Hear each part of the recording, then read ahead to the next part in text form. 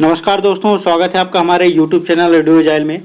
आज हम एमपीपीएससी का जो धार्मिक सुधार आंदोलन 19वीं और 20वीं शताब्दी के हैं उनको वहाँ आज हम पढ़ने वाले हैं। तो ये लेक्चर हमारा एमपीपीएससी प्री के ओरिएंटेड रहेगा। और जैसा कि आपने देखा होगा कि एमपीपीएससी प्री के जो क्वेश्चन रहते हैं इससे संबंधित तो पूछ लेगा कि आर्य समाज की स्थापना किसने करी या आर्य समाज की स्थापना कब करी गई। और दयानंद सरस्वती के द्वारा अगर कोई कथन कहा गया है या किसी के द्वारा कोई कथन कहा गया है तो कथन देगा और पूछ लिया जाएगा कि इसका संबंध किससे या किसके द्वारा कहा गया। और जैसे 1893 में विश्व धर्म सम्मेलन हुआ था तो उससे दो क्वेश्चन पूछे गए थे कि इसका संबंध किससे रहा है और विश्व धर्म सम्मेलन कहाँ पे आयोजित किया गया और कब आयोजित किया गया। तो इस प्रकार के क्वेश्चन एमपीपीएससी पूछता है। तो हमारा लक्ष्य यही रहेगा कि हम उसी तरह के क्वेश्चन इसमें बनाते हुए पढ़ते जाएं और ये एक तरह से रिवीजन आपका होगा। ठीक है, तो चलिए वीडियो को स्टार्ट करते हैं और देखते हैं। राजा राम मोहन राय इनके द्वारा जो स्थापित समाज थे वो आत्मीय सभा थी। 1815 में इसकी स्थापना करी और ब्रह्म सभा 1828 में इसकी स्थापना करी गई थी, जिसे आगे चल के ब्रह्म समाज के नाम से भी जाना जाता है, जो कि हिंदू धर्म का पहला सुधार आंदोलन जो कि पश्चात विचारधारा का इसमें प्रभाव भी इसमें दिखाई पड़ता है। और राजा राम मोहन राय को हम प्रथम भारतीय उपनाम से भी जानते हैं और इन्हें भारतीय पुनर्जागरण का पिता भी कहा जाता है। राष्ट्रवाद का पैगंबर भी इन्हें कहा जाता है। अतीत और भविष्य के मध्य सेतु इन्हें कहा जाता है। भारतीय राष्ट्रवाद का जनक और आधुनिक भारत का पिता, युगदूत और प्रथम आधुनिक पुरुष, ये कुछ नाम है, उपनाम है राजा राम मोहन राय के। तो इनको आप याद कर लीजिएगा क्योंकि कभी कभी पूछ लेता है कि आधुनिक भारत का पिता किसे कहा जाता है। तो राजा राम मोहन राय। आगे देखते हैं। तत्वबोधिनी सभा, इसकी स्थापना करी गई थी देवेंद्रनाथ टैगोर के द्वारा, जो कि राजा राम मोहन राय के विचारों को ही आगे प्रसारित करने के लिए इसका उद्देश्य था। 1839 में तत्वबोधिनी सभा की स्थापना करी गई थी। ये सन बहुत इंपॉर्टेंट है, सन और किसके द्वारा स्थापना करी गई ये जरूर आप याद रखिएगा। अकबर द्वितीय के द्वारा राजा राम मोहन राय को राजा की उपाधि दी जाती है और 1830 में ये अकबर द्वितीय के कहने पर ही विलियम चतुर्थ के दरबार में जाते हैं, जहाँ पे 1833 में इनकी मृत्यु हो जाती है ब्रिस्टल ब्रिटेन में, वहीं पे इनकी समाधि है। और इनका एक कथन है, एक उदारवादी पश्चात शिक्षा ही अज्ञान के अंधकार से हमें निकाल सकती है। ये मूर्ति पूजा, बाल विवाह, सती प्रथा जो हिंदू धर्म में व्याप्त कुरीतियाँ थी, इनका इन्होंने पुरजोर विरोध किया और इन्हीं के प्रयासों से सती प्रथा को बंद किया जाता है, जो कि 1829 में एक सती प्रथा के विरोध में एक कानून बनता है और जिसके तहत सती प्रथा को समाप्त किया जाता है। और कलकत्ता यूनिटेरियम कमेटी, जिसका गठन 1823 में राजा राम मोहन राय प्लस द्वारकानाथ टैगोर और विलियम एडम के सहयोग से किया गया था। आगे देखते हैं। रामकृष्ण परमहंस,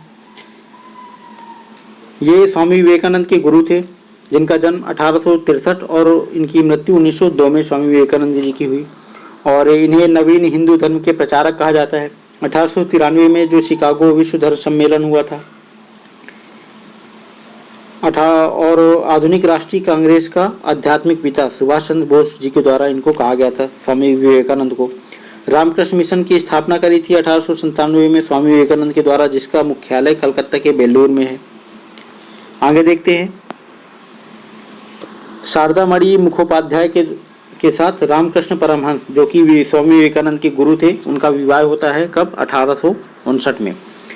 मूल शंकर स्वामी दयानंद, जिनका मूल शंकर भी नाम था, इनका जन्म 1824 में गुजरात के मोरबी में हुआ और 1883 में इनकी मृत्यु। स्वराज शब्द का सर्वप्रथम प्रयोग इनके द्वारा किया गया था और सत्यार्थ प्रकाश इनकी प्रमुख पुस्तक है। ये भी एमपीपीएससी का 2019 का क्वेश्चन था। अच्छा शासन स्वशासन का स्थानापन्न नहीं होता, ये इनका बहुत ही फेमस इनका कथन है, इनके द्वारा कहा गया। आर्य समाज की इन्होंने स्थापना करी 1875 में बम्बई में इन्होंने, और जिसका उद्देश्य था वैदिक धर्म को पुनः स्थापना करना। आर्य समाज का 1877 में इन्होंने लाहौर में मुख्यालय बनाया, बम्बई से स्थानांतरित करके लाहौर में, जहाँ पे इसका अधिक प्रचार प्रसार हुआ। और इनके द्वारा कुछ नारे दिए गए थे, जैसे पुनः वेदों की ओर चलो, ये दयानंद सरस्वती जी का प्रमुख नारा था और इन्हें भारत का मार्टिन लूथर किंग भी कहा जाता है। आर्य समाज की आगे बात कर लेते हैं कि 1875 में इसकी स्थापना होती है और 1892 में ये 2 गुटों में बढ़ जाता है। एक गुट होता है जो पश्चात शिक्षा का समर्थक होता है, जिसमें लाला लाजपत राय और हंसराज जी आते हैं। उसके बाद पश्चात शिक्षा के विरोधी गुट में स्वामी श्रद्धानंद, लेखराज और मुंशीराम, जिनके द्वारा गुरुकुल की स्थापना की जाती है 1902 में, और लाला लाजपत राय और हंसराज जी के द्वारा दयानंद एंग्लो वैदिक कॉलेज की स्थापना की जाती है। आगे देखते हैं प्रार्थना समाज, जिसका मुख्यालय बंबई में है। इसकी स्थापना की जाती है आत्माराम पांडुरंग के द्वारा। कब? 1867 में, केशव चंद्र सेन की प्रेरणा से। कभी कभी आपको प्रार्थना समाज में अगर आत्माराम पांडुरंग का नाम नहीं मिलता तो आप केशव चंद्र सेन भी लगा सकते हैं। महादेव गोविंद रनाडे 1869 में प्रार्थना समाज से जुड़े और इन्हें पश्चिमी भारत में सांस्कृतिक पुनर्जागरण का अग्रदूत भी कहा जाता है, महादेव गोविंद रनाडे को।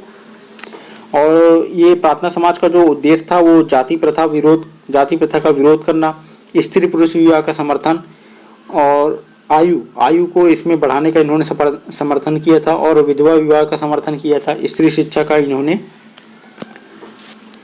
प्रचार प्रसार किया था। और देव समाज की बात कर लेते हैं। 1887 में शिव नारायण अग्निहोत्री, लाहौर में इसका मुख्यालय बनाया गया था। और देव समाज की जो एक फेमस पुस्तक है देव समाज से संबंधित, देव शास्त्र। आगे देखते हैं सत्यशोधक समाज। 1873 में ज्योतिबा फुले के द्वारा इसकी स्थापना करी गई थी, सत्यशोधक समाज की। और इनकी एक फेमस पुस्तक है जिसका नाम है गुलामगिरी। आगे देखते हैं राधाकांत देव, जिन्होंने धर्म सभा की स्थापना करी 1803 में। राधा स्वामी सत्संग आंदोलन 1861 में तुलसी राम जी के द्वारा स्टार्ट किया गया था। गोपाल हरि देशमुख, जिन्हें कि महाराष्ट्र के समाज सुधारक, लोक हितवादी भी कहा जाता है, ये 1880 में गवर्नर जनरल की काउंसिल के सदस्य भी रहे थे। और विधवा पुनर्विवाह की बात कर लेते हैं तो विधवा पुनर्विवाह हेतु प्रथम जो अभियान महाराष्ट्र में चलाया गया था वो विष्णु परशुराम पंडित के नेतृत्व में चलाया गया था। और 1850 में विडो रीमैरिज सोसाइटी की स्थापना भी इन्हीं के प्रयासों से करी गई थी। विष्णु परशुराम पंडित, ये बहुत ही इम्पोर्टेंट है विधवा पुनर्विवाह, तो इसको जरूर याद रखिएगा आप।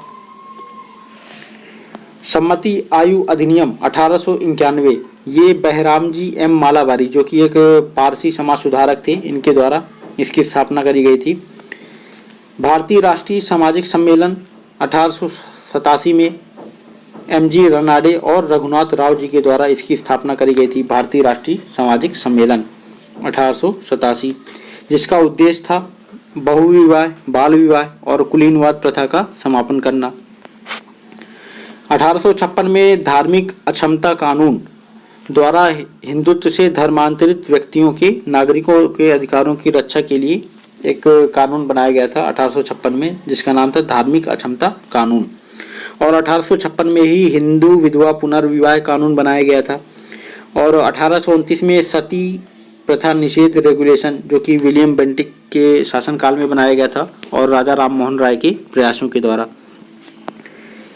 ईश्वर चंद्र विद्यासागर, अब देखिए कुछ बातें आप याद रखिएगा, जैसे कि विधवा पुनर्विवाह की जब बात आएगी तो आपको विष्णु परशुराम जी को याद रखना है। और जहाँ पे दलितों की या बात आएगी, जो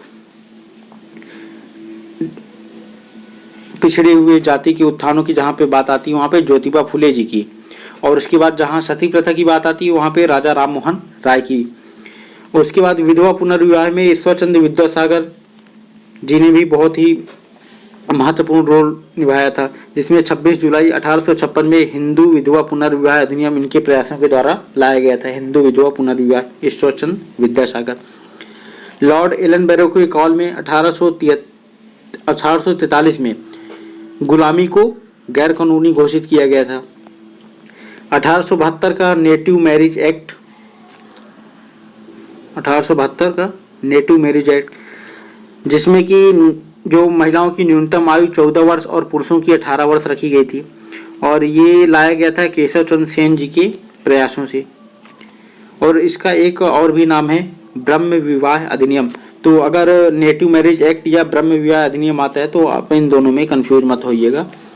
बाल विवाह निषेध कानून 1929 में डॉक्टर हरविलास शारदा के प्रयासों से लाया गया था, जिसका एक और नाम है शारदा एक्ट। इन्हीं के नाम के साथ इसमें जोड़ दिया गया था एक्ट, और यही इसका उपनाम हो जाता है। बाल विवाह निषेध कानून को शारदा एक्ट के नाम से भी जाना जाता है। इसमें भी जो आयु रखी गई थी महिलाओं की विवाह के लिए 14 वर्ष और 18 वर्ष पुरुष की।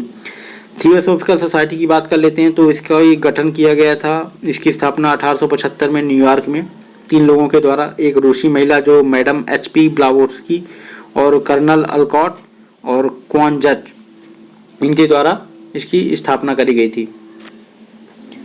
आगे देखते हैं, 1882 में मद्रास में इसका मुख्यालय बनाया गया था।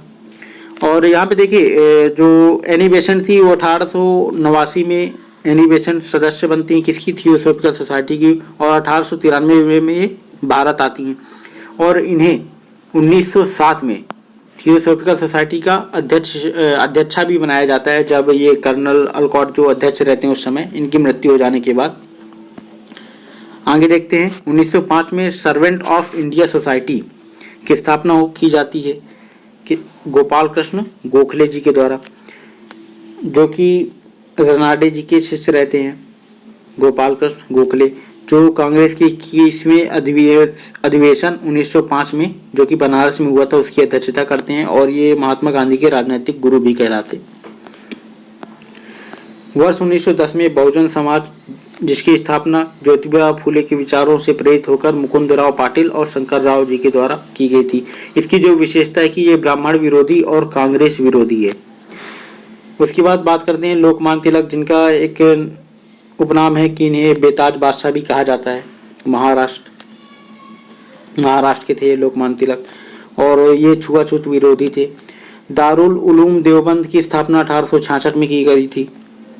उसके बाद देखते हैं भारतीय ब्रह्म समाज, जिसकी स्थापना 1866 में इसी ही नवीन ब्रह्म समाज कहा जाता है, और आचार्य केशव चंद्र सेन के द्वारा इसकी स्थापना करी गई थी। ब्रिटिश समाज पूरी तरह से सड़ चुका है, हर तरह से भ्रष्ट है, अत्याचारी व हीन है, ये सिस्टर निवेदिता जी का प्रसिद्ध कथन है। ये भी MPPSC प्री के द्वारा पूछा गया था।